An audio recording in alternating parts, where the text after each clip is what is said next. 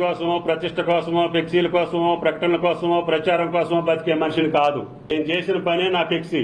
వంతెన చూస్తే నేను కనపడాలి, రోడ్డు చూస్తే నేను కనపడాలి, నీళ్లు చూస్తే నేను కనపడాలి, ఆ బిల్డింగ్ చూస్తే నేను కనపడాలి తప్ప ఫ్లెక్సీ పెట్టే కార్యకర్తను కూడా నేను ఓదారుస్తా. ఈ జేబులో 100 రూపాయలు ఖర్చు పెట్టవద్దని చెప్పి బతిలాడతా. యాడ్ ఇయటానికి కూడా నేను ఒప్పుకోను.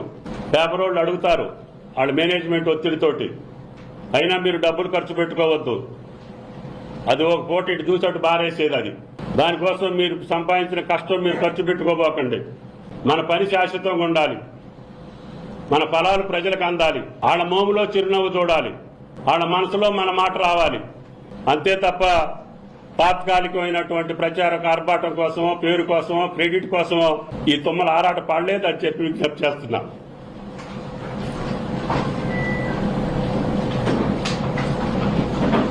అట్లా అనుకుంటే